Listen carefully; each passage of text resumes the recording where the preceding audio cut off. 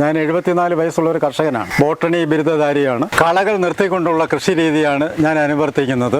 ആദ്യകാലത്ത് വിളവ് കുറവായിരുന്നു ആദ്യ വർഷം. ഇപ്പോൾ യഥാർത്ഥത്തിൽ മറ്റ് രീതിയിലുള്ള കൃഷിയേക്കാൾ വളരെ മുമ്പിലാണ്. വനത്തിൻ്റെ അതേ അന്തരീക്ഷമാണ് നമ്മുടെ ഭൂമിയിൽ, നമ്മുടെ വസ്തുവിൽ ഉണ്ടാക്കിയിരിക്കുന്നത്. 2010 റിസർച്ചിലാണ് ഫോട്ടോസിന്തസിലൂടെ ഉൽപ്പാദിപ്പിക്കുന്ന ഉൽപ്പന്നങ്ങൾ പൂർണ്ണമായും 1/3 ഭൂമിയിലെ സൂക്ഷ്മജീവികളുടെ വളർച്ചയ്ക്ക് വേണ്ടി കൊടുക്കുന്നത് എന്ന തീസിസ് ബ്രിട്ടീഷ് ശാസ്ത്രജ്ഞരാണ് അത് കണ്ടുപിടിച്ചത്. പ്രകൃതി കൃഷിയിലേക്ക് നമ്മൾ ഇറങ്ങിക്കഴിഞ്ഞാൽ ആദ്യ വർഷം കാർഷികോൽപ്പന്നങ്ങൾ കുറവായിരിക്കും. എന്നാൽ തുടർന്നുള്ള വർഷങ്ങളിൽ ക്രമമായി വർദ്ധിക്കുകയും അത് നമ്മൾ ആരും പ്രതീക്ഷിക്കാത്തതിനെ കൂടുതൽ ഉൽപ്പന്നങ്ങൾ ഉൽപ്പാദിപ്പിക്കുകയും ചെയ്യും. കൃഷിക്ക് വേണ്ടി ഇന്ന് ഉപയോഗിക്കുന്ന മാൻ പവർ യഥാർത്ഥത്തിൽ ഇല്ലാതായി മാറുന്നു. സീറോ ബഡ്ജറ്റ് കൃഷിയായി മാറുകയാണ് ചെയ്യുന്നത്. ഒരു തരത്തിലുള്ള വളങ്ങളോ ജൈവവളങ്ങളോ പോലും കൊടുക്കേണ്ട കാര്യമില്ല. ഒരു വർഷം കഴിഞ്ഞാൽ മതിലിൻ്റെ അടിയിൽ ഡ്രാഗൺ നട്ടതിന് ശേഷം മതിലിൽ മറിച്ച് ഉൽപ്പാദന ചെലവില്ലാതെ കൃഷി ചെയ്ത് വളരെ കൂടുതൽ ഡ്രാഗൺ ഫ്രൂട്ടുകൾ ഉൽപ്പാദിപ്പിക്കുന്നു. ഒരു വർഷം ഏതാണ്ട് 500-ലധികം കിലോ ഡ്രാഗൺ ഫ്രൂട്ട് ലഭ്യമാകുന്നുണ്ട്. സാധാരണ ആൾക്കാർ എന്തായാലും ജൈവവളോ രാസവളോ ഉപയോഗിക്കുന്ന കൃഷിഭൂമി ആയിരിക്കും നിലവിൽ. അവർക്ക് ഈ പ്രകൃതി കൃഷിയിലേക്ക് വരുമ്പോഴേ അതൊരു വെല്ലുവിളിയാവില്ല? ആ മണ്ണ് സ്വാഭാവികമായിട്ടും ആദ്യ വർഷങ്ങളിൽ വളരെ വലിയ വെല്ലുവിളി മണ്ണും ആ കൃഷിയും നേരിടേണ്ടി വരും. pH മൂല്യം കറക്റ്റ് ചെയ്യുന്നതിന് വേണ്ടി പ്രകൃതി കൃഷിക്കാർ പറയുന്നത് നമ്മുടെ കുമ്മായമല്ല, ഏറ്റവും കൂടുതൽ കരിമുണ്ടയാണ്. എല്ലാ സീസണിലും നല്ല രീതിയിൽ വിളവ് നൽകുന്ന കൃഷിയാണ് കരിമുണ്ട കൃഷി. പിന്നെ കുമ്പിക്കൽ മോശമല്ല. അതുപോലെ തന്നെ കുടക് ഒരു പുതിയ വെറൈറ്റിയാണ് കുടക്. അത് നല്ല ആദായം നൽകുന്നുണ്ട്. നമ്മൾ വലിയ പരിചരണമൊന്നും കൊടുത്തില്ലെങ്കിലും ഇതിന് നമുക്കൊരു 19,000 രൂപ, ഒരു 10,000 രൂപ നമ്മൾ മുടക്കുമ്പോൾ 19,000 രൂപ നമുക്ക് കിട്ടും. ഏതാണ് അടയ്ക്കാം. ഇവിടെ 500 കൊടി വരും. ഈ പേരോടത്തിനും മറ്റേ 500 മേലെ. എനിക്ക് എങ്ങനെ പോയാലും 1.5 ലക്ഷം രൂപ കുരുമുളക് കിട്ടും ഒരു വർഷം.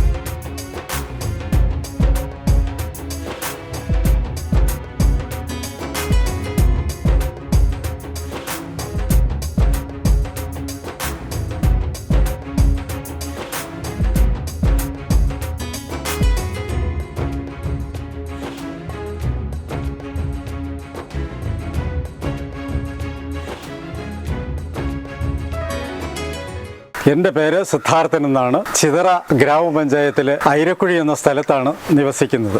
ഇത് 95 സെൻറ്റ് സ്ഥലമാണുള്ളത് ഈ താമസിക്കുന്ന സ്ഥലം. ഇവിടെ പ്രധാനമായും കുരുമുളക്, വിദേശ പഴവർഗ്ഗങ്ങൾ അടക്കമുള്ള എല്ലാ കൃഷിയും ഇവിടെ നടത്തുന്നുണ്ട്. കേരള ജൈവ കർഷക സമിതിയിൽ ഒരംഗമാണ്. ഈ കാലഘട്ടത്തിന് ഏറ്റവും അനുയോജ്യമായിട്ടുള്ള കൃഷിയാണ് ജൈവ കൃഷി. അതോടൊപ്പം തന്നെ ഭാരതീയ പ്രകൃതി കൃഷി പ്രോഗ്രാമിലും പങ്കെടുക്കുന്നുണ്ട്. അതായത് കളകൾ നിർത്തിക്കൊണ്ടുള്ള കൃഷി രീതിയാണ് ഞാൻ അനുവർത്തിക്കുന്നത്. അതുവഴി കഴിഞ്ഞ 8 വർഷമായി മണ്ണിൽ യാതൊരുവിധ ആഘാതങ്ങളും ഉണ്ടാക്കിയിട്ടില്ല. സുഭാഷ് പലേക്കറിൻ്റെ ജീവാമൃതം എന്ന ഉൽപ്പന്നമാണ് ചെടികൾക്ക് വളമായി നൽകുന്നത്. അതുവഴി സൂക്ഷ്മജീവികളും മണ്ണിരയും വേണ്ടതിലധികം ഈ ഭൂമിയിൽ ഉണ്ടായിട്ടുണ്ട് എന്ന പ്രത്യേകതയുണ്ട്. ഇവിടുത്തെ പഴങ്ങൾക്കും ധാന്യങ്ങൾക്കുമെല്ലാം സ്വാദ് കൂടുതലാണ്.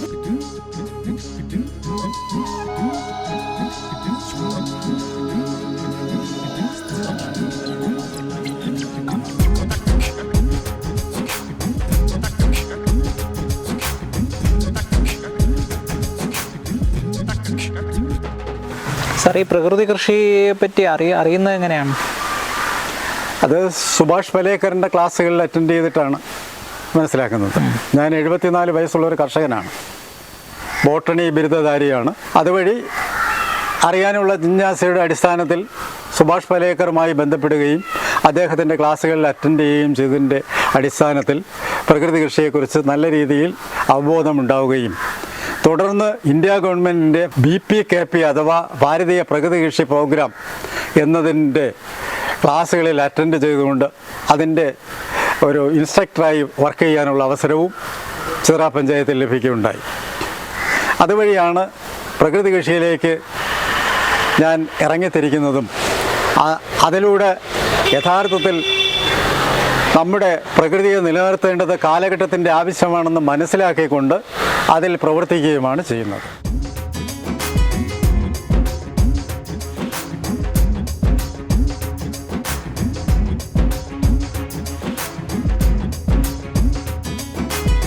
ആദ്യകാലത്ത് വിളവ് കുറവായിരുന്നു ആദ്യ വർഷം. എന്നാൽ തുടർന്ന് ഇങ്ങോട്ട് മാറുകയും ഇപ്പോൾ യഥാർത്ഥത്തിൽ മറ്റ് രീതിയിലുള്ള കൃഷിയേക്കാൾ വളരെ മുമ്പിലാണ് പ്രകൃതി കൃഷിയിലൂടെ ഉൽപ്പന്നങ്ങളുടെ അളവ് ലഭ്യമാകുന്നത്. സൂക്ഷ്മജീവികൾ വർദ്ധിച്ചതുവഴി മണ്ണിലെ എല്ലാ ഘടകങ്ങളും വേണ്ടതിലധികം ഉൽപ്പാദിപ്പിക്കുകയും ഈ ചെടികൾക്ക് വലിച്ചെടുക്കുവാൻ കഴിയുകയും ചെയ്തു. ഇവിടെ പ്രകൃതി കൃഷിയിൽ എല്ലാത്തരം കളകളും നിൽക്കുന്നത് കൊണ്ട് എല്ലാ ചെടികളും ഉൽപ്പാദിപ്പിക്കുന്നതിൻ്റെ 1/3 ഫോട്ടോസിന്തസിസിലൂടെ ഉൽപ്പാദിപ്പിക്കുന്ന സ്റ്റാർച്ച് സൂക്ഷ്മജീവികളുടെ ആഹാരമായി മണ്ണിലേക്ക് കൊടുക്കുന്നത് കൊണ്ടാണ് യഥാർത്ഥത്തിൽ ഇത്രയും കൂടുതൽ സൂക്ഷ്മജീവികൾ മണ്ണിൽ വർദ്ധിക്കാനുണ്ടായ കാരണം. അതോടൊപ്പം തന്നെ ജൈവ പൊതയിലിടുന്നത് കൊണ്ട് തന്നെ മണ്ണരയുടെ വർധനവും ഉണ്ടാകുന്നു. മണ്ണിൻ്റെ ഈർപ്പം നിലനിർത്തുവാൻ കളകളുടെ സാന്നിധ്യം ഉപകരിക്കുന്നു. ഇങ്ങനെയുള്ള മേന്മകളും ഈ കൃഷി രീതിക്കുണ്ട്. യഥാർത്ഥത്തിൽ വനത്തിൻ്റെ അതേ അന്തരീക്ഷമാണ് നമ്മുടെ ഭൂമിയിൽ, നമ്മുടെ വസ്തുവിൽ ഉണ്ടാക്കിയിരിക്കുന്നത്. അതുവഴി യഥാർത്ഥത്തിൽ ഒരു കാടിൻ്റെ പ്രതീതി നമ്മുടെ സ്വന്തം ഭൂമിയിൽ അനുഭവപ്പെടുന്നു. ശുദ്ധമായ വായുവും അതുപോലെ തന്നെ സാഹചര്യങ്ങളുമെല്ലാം നമുക്ക് മനുഷ്യനും മറ്റ് ജീവജാലങ്ങൾക്കും അനുയോജ്യമായ രീതിയിലുള്ള ഘടകങ്ങളായി മാറുന്നു എന്നതാണ് ഇതിൻ്റെ പ്രത്യേകത.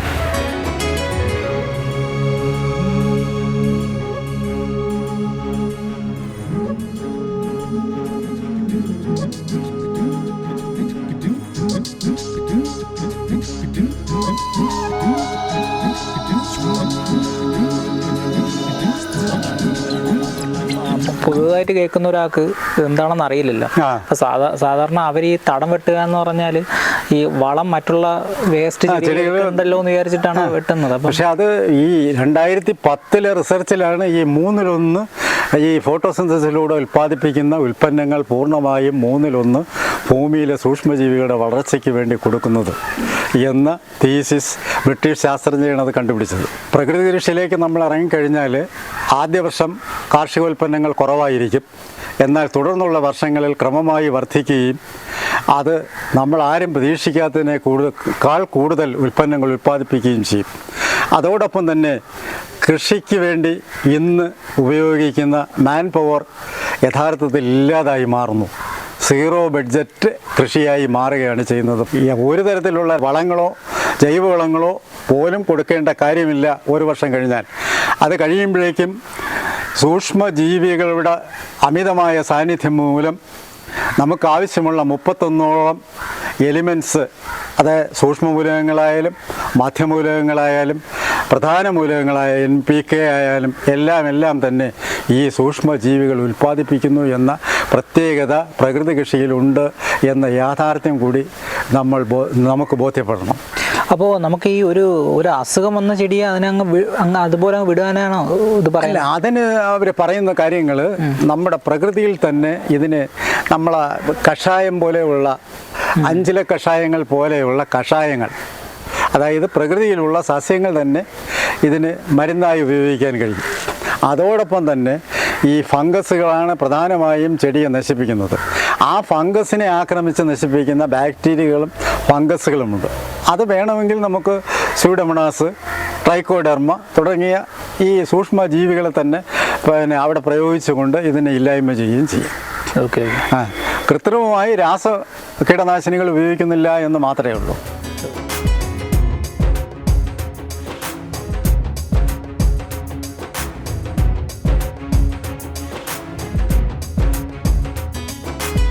മതിലിൻ്റെ അടിയിൽ ഡ്രാഗൺ നട്ടതിന് ശേഷം മതിലിൽ മറിച്ച് ഉൽപാദന ചെലവില്ലാതെ കൃഷി ചെയ്ത് വളരെ കൂടുതൽ ഡ്രാഗൺ ഫ്രൂട്ടുകൾ ഉൽപ്പാദിപ്പിക്കുന്നു എന്നതാണ് ഇവിടുത്തെ കൃഷിയുടെ പ്രത്യേകത. 10 വർഷങ്ങൾക്ക് മുമ്പ് ആരംഭിച്ച കൃഷി ഇന്ന് അതിൻ്റെ എല്ലാ അർത്ഥത്തിലും വിളവ് നൽകുന്നുണ്ട്, തൈകളും വിൽക്കുന്നുണ്ട്.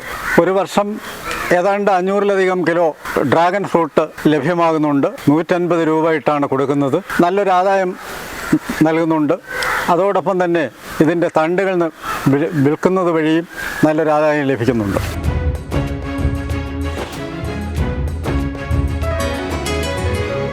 സാധാരണ ആൾക്കാർ എന്തായാലും ജൈവവളമോ രാസവളമോ ഉപയോഗിക്കുന്ന കൃഷിഭൂമി ആയിരിക്കും നിലവിൽ. അവർക്ക് ഈ പ്രകൃതി കൃഷിയിലേക്ക് വരുമ്പോഴേ അതൊരു വെല്ലുവിളിയാവില്ല ആ മണ്ണ് സ്വാഭാവികമായിട്ടും ആദ്യ വർഷങ്ങളിൽ വളരെ വലിയ വെല്ലുവിളി മണ്ണും ആ കൃഷിയും നേരിടേണ്ടി വരും. അതതിൻ്റെ സ്വാഭാവികമായിട്ടുള്ള ഒരു പരിണാമത്തിൻ്റെ ആരംഭഘട്ടമായി കണക്കാക്കിയാൽ മതി. അതിന് നമ്മൾ ചെയ്യേണ്ടത് ആദ്യഘട്ടത്തിൽ ഇപ്പോൾ പറഞ്ഞുകൂടെങ്കിൽ പോലും ആദ്യഘട്ടത്തിൽ ചെറിയ രീതിയിൽ ജൈവവളങ്ങൾ കൊടുക്കുക. ജൈവവളം കൊടുത്തതിന് ശേഷം ഇതിൻ്റെ മണ്ണിൻ്റെ pH മൂല്യം കറക്റ്റ് ചെയ്യുക എന്നതാണ് അതിൽ ചെയ്യേണ്ട ഒരു കാര്യം. pH മൂല്യം കറക്റ്റ് ചെയ്യുന്നതിന് വേണ്ടി പ്രകൃതി കൃഷിക്കാർ പറയുന്നത് നമ്മുടെ കുമ്മായമല്ല, പച്ച കക്കയാണ് മണ്ണിൽ പൊടിച്ച് ചേർക്കേണ്ടത്. അത് കാൽസ്യമാണ്. ആ കാൽസ്യം കാർബണേറ്റാണ്. ആ കാൽസ്യം കാർബണേറ്റ് വിഘടിച്ച് മണ്ണിൻ്റെ അമ്ലത്വം മാറിക്കിട്ടും. അങ്ങനെ pH മൂല്യം 7 ചെന്നെത്തും. എന്ന് പറഞ്ഞാൽ സാധാരണ ജലം, അത് ശുദ്ധമായ ജലത്തിൻ്റെ pH മൂല്യം എന്ന് പറയുന്നത് 7ആണ്. അത് 6.5 മുതൽ 7.5 വരെ കറക്റ്റായിട്ട് കുഴപ്പമൊന്നുമില്ല. pH മൂല്യം നല്ല രീതിയിൽ ചെടി വളരും. അതേസമയം 7.5-ക്ക് മുകളിലായാൽ അത് യഥാർത്ഥത്തിൽ ക്ഷാരമണ്ണായിട്ട് മാറും. 1 മുതൽ ഈ പറഞ്ഞ 6.5 വരെ ആകുമ്പോഴേക്കും ആസിഡ് മണ്ണാണ്. ഈ ആസിഡ് മണ്ണും കൃഷിക്ക് ദോഷകരമാണ്. അതുപോലെ തന്നെ ക്ഷാരമണ്ണും കൃഷിക്ക് അനുയോജ്യമല്ല. ഇതിൻ്റെ ഇടയിലുള്ള ന്യൂട്രലായിട്ടുള്ള pH മൂല്യം 7 മണ്ണാണ് ഫലവത്തായിട്ടുള്ള സമ്പുഷ്ടമായിട്ടുള്ള മണ്ണ്. അതുകൊണ്ട് pH 7 ആക്കുന്നതിനുള്ള ക്രമീകരണം ഫസ്റ്റിൽ നടത്തിയിരുന്നാൽ ഈ പറയുന്ന രീതിയിൽ ആദ്യമൊക്കെ അല്പം ജൈവവളങ്ങൾ ചേർത്ത് പോയത് കൊണ്ട് കുഴപ്പമൊന്നുമില്ല. പുതയിലിടുന്നതിന് നമുക്ക് പച്ചിലയും അതുപോലെ തന്നെ മറ്റ് വസ്തുക്കളുമൊക്കെ നമുക്ക് കൊണ്ടിടാം പുതയിടുന്നത്. ആ പുതയിലിടയിലൂടെ അതുപോലെ തന്നെ ആദ്യ വർഷങ്ങളിൽ ജീവാമൃതം പോലെയുള്ള ഈ വളങ്ങളുടെ ഒരു പ്രത്യേക ചേരുവകൾ ഈ മണ്ണിൽ കൊടുത്തുകൊണ്ട് സൂക്ഷ്മജീവികളെ വളർത്തുക. ഒരു വർഷം ജീവാമൃതം കൊടുത്തു കഴിഞ്ഞാൽ അടുത്ത വർഷമാകുമ്പോഴേക്കും സൂക്ഷ്മജീവിയുടെ ആധിക്യമുണ്ടാവുകയും അവയൊക്കെ തന്നെ എല്ലാത്തരം മൂലകങ്ങളും ഉൽപ്പാദിപ്പിക്കുകയും ചെയ്യും. അതുവഴി ചെടിക്ക് ഒരു പരിധി വരെ വളരാൻ കഴിയും. 2-3 വർഷമായി കഴിയുമ്പോഴേക്ക് വനത്തിൻ്റെ അതേ അന്തരീക്ഷമായി മാറും. എല്ലാത്തരം മൂലകങ്ങളും അവിടെ ഉണ്ടാവും, സൂക്ഷ്മജീവികളുണ്ടാവും, മണ്ണര ഉണ്ടാകും. എല്ലാം യഥാർത്ഥ രൂപത്തിൽ മാറിക്കിട്ടുകയും അതുവഴി കൃഷി എന്ന് പറയുന്നത് ആദായകരമായി മാറും. 0 ബഡ്ജറ്റ് കൃഷിയാവും. ജോലിക്കാരൻ ആവശ്യമില്ല മണ്ണ് കിളയ്ക്കാൻ. അതുപോലെ തന്നെ രാസവളങ്ങളോ മറ്റു വളങ്ങളോ നമ്മൾ കൊണ്ട് തള്ളുന്നില്ല. അതിൻ്റെ ചിലവ് നമുക്ക് മാറിക്കിട്ടും. അങ്ങനെ അതുപോലെ തന്നെ നല്ല തരത്തിലുള്ള ഉൽപ്പന്നങ്ങൾ ലഭ്യമാകുന്നു. അതായത് പഴങ്ങളായാലും അത് ധാന്യങ്ങളായാലും അതിൻ്റെ രുചിയും അതിൻ്റെ മണവും അതിൻ്റെ സ്വാദും അതൊന്ന് വേറെ തന്നെ ആയിരിക്കും. ഇതാണ് പ്രകൃതി കൃഷിയുടെ ഏറ്റവും മഹനീയമായിട്ടുള്ള മഹത്തരമായിട്ടുള്ള അവസ്ഥ.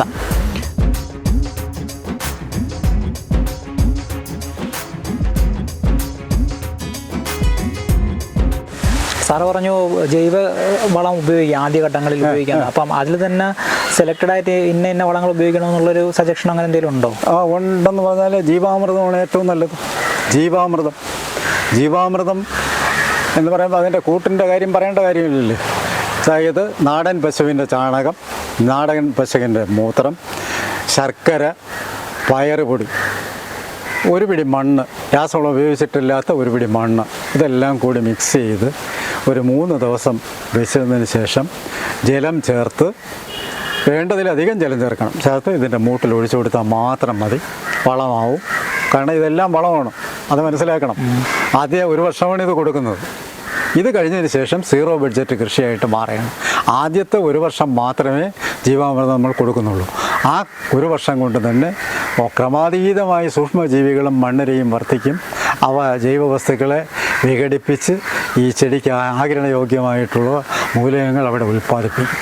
ഞാൻ ഒരു ക്വസ്റ്റ്യൻ കൂടി ചോദിച്ചിട്ട്, നമ്മളിപ്പോൾ ഈ സാധാരണ ആൾക്കാർ പില്ല് ചെത്തിയിട്ട് നമ്മൾ ഇപ്പോൾ ഇതിൻ്റെ അകത്തിട്ടിട്ട് മണ്ണിട്ട് മൂടി വളത്തിന് വേണ്ടിയിട്ട് ചെയ്യുന്നത്, ഇതേ പ്രോസസ്സ് തന്നെയല്ലേ നമ്മൾ ഇതിനകത്ത്? ഇത് മണ്ണിട്ട് മൂടണമെന്നില്ല, പൊതയായിട്ടിട്ടാൽ മതി.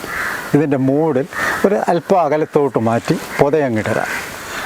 അതോടൊപ്പം തന്നെ വേണമെങ്കിൽ നമുക്ക് ഈ ട്രൈക്കോഡെർമ, അതുപോലെ തന്നെ സ്യൂഡോമോണാസ് തുടങ്ങിയ സൂക്ഷ്മജീവികളുടെ പ്രയോഗത്തിലൂടെ മറ്റു തരത്തിലുള്ള ചെടികൾക്ക് ദോഷകരമായി ഭവിക്കുന്ന ബാക്ടീരിയകളെയും അമീബുകളെയും നശിപ്പിക്കാനും കഴിയും.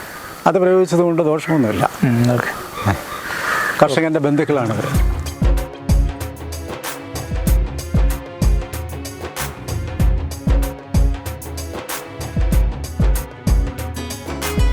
ഓർക്കിഡുകളാണ് എന്നും മനസ്സിന് ആഹ്ലാദം നൽകുന്ന പ്രഭാത കാഴ്ചകളായിട്ട് ഇവരിങ്ങനെ നിൽക്കുകയാണ്. വീടിൻ്റെ മുറ്റത്തിറങ്ങുമ്പോൾ ആദ്യമായി കാണുന്നത് ഒരു കൂട്ടം ഓർക്കിഡ് പുഷ്പങ്ങളാണ് നമ്മളെ വരവേൽക്കുന്നത്. ചിതറ കൃഷിഭവനിൽ നിന്ന് കിട്ടിയ ഓണം പ്രമാണിച്ച് ലഭ്യമായ ബന്ധിച്ചെടികളാണ് പുഷ്പിച്ച് ഓണം കഴിഞ്ഞും നമ്മുടെ വീട്ടിന് അലങ്കാരമായി നിൽക്കുന്നത്.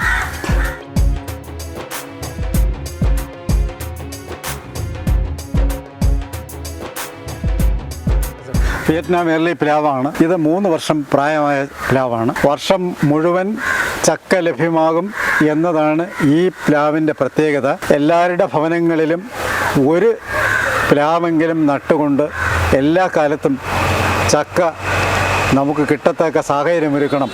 ജൈവ രീതിയിൽ തന്നെയാണ് കുരുമുളകും കൃഷി ചെയ്യുന്നത്. കരിമുണ്ട, പന്നിയൂർ, തെക്കൻ, കുമ്പിക്കൽ കുരുമുളക്, കുടക് കുരുമുളക് എന്നിവയാണ് പ്രധാനമായും കൃഷി ചെയ്തിരിക്കുന്നത്. നല്ലൊരു ആദായമാണ്. യഥാർത്ഥത്തിൽ അടിസ്ഥാനപരമായി കർഷകരെ നിലനിർത്തുന്ന ഈ മേഖലയിൽ നിലനിർത്തുന്ന വിളവാണ് കുരുമുളക്. ബാക്കി എല്ലാ കൃഷികളുണ്ടെങ്കിലും നമ്മെ പാരമ്പര്യമായിട്ട് നിലനിർത്തിയിട്ടുള്ള ജനങ്ങൾക്ക് ഏറ്റവും ഉപകാരപ്രദമായിട്ടുള്ള കൃഷിയാണ് കുരുമുളക് എന്നാണ് എൻ്റെ ജീവിതാനുഭവത്തിൽ നിന്ന് പറയാനുള്ളത്. ഏറ്റവും കൂടുതൽ കരിമുണ്ടയാണ്. എല്ലാ സീസണിലും നല്ല രീതിയിൽ വിളവ് നൽകുന്ന കൃഷിയാണ് കരിമുണ്ട കൃഷി.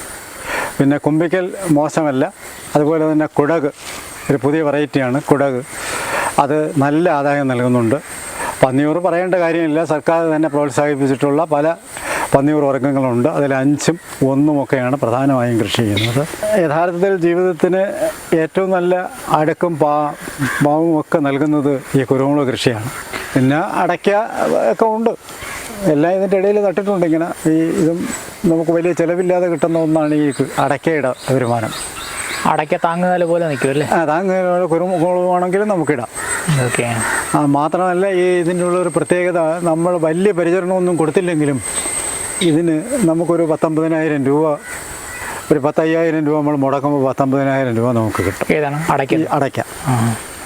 5,000 മുടക്കുക എന്ന് പറഞ്ഞാൽ ഈ 5,000 രൂപ നമ്മൾ ഇത് അടക്കുന്നതിനും മറ്റും ട്രാൻസ്പോർട്ടിങ് സാധനത്തിനുമൊക്കെ കൂടെ ഒരു 10,000 രൂപ നമുക്ക് ചിലവ് വരും.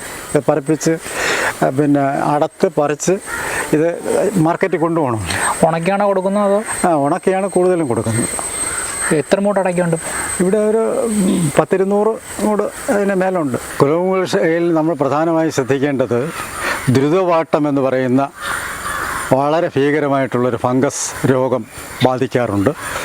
ഇതിനുള്ള ഏക പരിഹാര മാർഗമെന്ന് പറയുന്നത് ചെടിയുടെ മൂട് ഇളക്കുകയോ അതുപോലെ തന്നെ മറ്റു രീതിയിൽ ആ മണ്ണിൽ ഒരു തരത്തിലുള്ള ക്ഷതങ്ങളും ഉണ്ടാക്കാതിരുന്നാൽ ഒരു കാരണവശാലും ഈ ദ്രുതവാട്ടം നമുക്കുണ്ടാകില്ല. ഇവിടെ 500 കൊടി വരും ഈ പേരിടത്തിലും. മറ്റേ 500 മേലെ. എനിക്ക് എങ്ങനെ പോയാലും 1.5 ലക്ഷം രൂപ കുരുമുളക് കിട്ടും ഒരു വർഷം. എനിക്ക് നഷ്ടമൊന്നുമില്ല കൃഷിയിൽ. പലരും വിലപിക്കാറുണ്ട് നഷ്ടമാണെന്ന്. പക്ഷേ എന്നെ സംബന്ധിച്ചോളം ഇപ്പോൾ അങ്ങനെ വിലപിക്കേണ്ട കാര്യമൊന്നും. ഇപ്പോൾ ഇവിടെ തന്നെ ഇപ്പോൾ നമ്മൾ ഈ കപ്പ വാഴയും ഈ ഇതുമൊക്കെ ഇതിൻ്റെ ഇടയിൽ കൃഷി ചെയ്തിട്ടുണ്ട്. ഇപ്പോൾ തന്നെ ഓണത്തിന് തന്നെ ഒരു 16,000 രൂപ നമ്മൾ കൊണ്ട് കൊടുത്തു. നമ്മുടെ വീട്ടിലും 3-4 കൊലയൊക്കെ എടുത്ത്. അപ്പോൾ അങ്ങനെയുള്ളൊരു പ്രത്യേകതയുണ്ട്. ഇതിൻ്റെ ഇടയിൽ നമ്മുടെ ഇടവിളയായിട്ട് എന്തെങ്കിലുമൊക്കെ കൃഷി ചെയ്യാം ഈ കുരുമുളകിൻ്റെ ഇടയിൽ. അതിന് വലിയ സൂര്യപ്രകാശത്തിന് ക്ഷതമുണ്ടാക്കാത്ത രീതിയിൽ ഉള്ള കൃഷികളും ചെയ്യാം. അപ്പോൾ അതിൻ്റെ ഇടയിൽ നമ്മൾ ചേന ഇവിടെയൊക്കെ പലതിലും സൂര്യപ്രകാശം ഡയറക്റ്റ് അടിക്കുമോ സാർ ഇത്? ഇതിൽ കുറേശ്ശെ അടിക്കും. ഈ രാവിലെ അടിക്കും. ഇത് അടിച്ചില്ലെന്ന് വിചാരിച്ച് ഈ കരിമുണ്ടയ്ക്ക് ആ പറയുന്നതൊക്കെ പ്രശ്നമൊന്നും വരില്ല. സൂര്യപ്രകാശം ഒരു പരുവത്തിന് കിട്ടിയാൽ മതി. വലിയ ചൂടടിക്കാത്തതാണ് നല്ലത് ഈ ഉണക്കിനൊക്കെ. പിന്നെ ഇതിൻ്റെ പാരമ്പര്യം കൂടെ ഉണ്ട് കുരുമുളക് കൃഷിയിൽ. ഈ നല്ല യഥാർത്ഥത്തിൽ കുരുമുളക് നൽകുന്ന ചെടിയിൽ നിന്ന് മാത്രമേ നമ്മൾ വിത്തിനെ എടുക്കാവൂ. മദർ പ്ലാന്റായിട്ട് എടുക്കാവൂ. അങ്ങനെ വന്നു കഴിഞ്ഞാൽ വലിയ പ്രശ്നങ്ങളൊന്നുമില്ല. സാർ ഇവിടെ ഒരു മദർ പ്ലാന്റിൽ തന്നെയാണ് ഇതെല്ലാം? മിക്കവാറും അങ്ങനെയാണ് എടുക്കുന്നത്. നമുക്ക് ഏറ്റവും കാഫലമുള്ള പഴക്കം ചെന്ന, അതായത് പ്രതിരോധശേഷി ഉള്ളതാണ് പഴക്കത്തെ സൂചിപ്പിക്കുന്നത്. അതെന്നാണ് എടുക്കുന്നത്. കരിമുണ്ടയാണ് നമ്മുടെ അടിസ്ഥാന യഥാർത്ഥത്തിൽ ഏത് മേഖലയിലും, കേരളത്തിൻ്റെ എല്ലാ മേഖലകളിലും ഫലപ്രദമായിട്ട് ഉൽപ്പാദനം തരുന്ന ചെടിയാണ് കരിമുണ്ട. പെട്ടെന്നൊന്നും പോകത്തില്ല. ഒരിക്കലും പെട്ടെന്ന് ക്ഷയിച്ചു പോകില്ല. അത് മാത്രമല്ല എല്ലാ വർഷവും കായ്ക്കും. പന്നിയൂറിനുള്ളൊരു കുഴപ്പം, പന്നിയൂർ എനിക്ക് തോന്നിയ കൊടിയോടൊപ്പമാണ്. ഒരു വർഷം കായ്ച്ചാൽ അടുത്ത വർഷം കായ്ക്കില്ല. അങ്ങനെയുണ്ട് പന്നിയൂറിന്. അതെന്താ? ഒരു വർഷം നല്ല വിളവ് തരും. അടുത്ത വർഷം ആകുമ്പോൾ ഇവൻ വെറുതെ നിൽക്കും. വീണ്ടും ഇവൻ എല്ലാം കൂടെ പിടിച്ചെടുത്തിട്ട് അടുത്ത വർഷം നമുക്ക് തരും. പക്ഷെ പറിക്കാൻ നല്ലതാണ്. വളരെ നീളമുള്ള താരെന്ന് പറഞ്ഞാൽ ഈ ഇത് മണികൾ ഉള്ള ഇതാണ് കിട്ടുന്നത്. അങ്ങനെ ഒരു പ്രത്യേകത അതിനുണ്ട്. പിന്നെ പല വെറൈറ്റി ഉണ്ട് ഇവിടെ. ഈ കുടക് ഇപ്പോൾ എനിക്ക് 3-4 മൂട് ഞാൻ നട്ടിട്ടുണ്ട്. അത് നല്ല ഉൽപ്പാദനം തരുന്നത്. ഇതാണ് കുടക് കുരുമുളകാണ്. നല്ല രീതിയിൽ കുരുമുളക് നൽകുന്ന ചെടിയാണിത്. 1.5 വർഷം പ്രായമായ ചെടിയാണ്. മണിവലിപ്പം ഉണ്ടല്ലേ? മണിവലിപ്പമുണ്ട്. നല്ല നീളമുള്ള ചെടിയാണ്. 1.5 വർഷം പ്രായമായ കൊമ്പിക്കൽ കുരുമുളക് ചെടിയാണ്. നല്ല രീതിയിൽ നടികൾ പിടിക്കുന്നു. ഏവർക്കും അനുയോജ്യമായിട്ടുള്ള വെറൈറ്റിയാണ് കൊമ്പിക്കൽ കുരുമുളക്.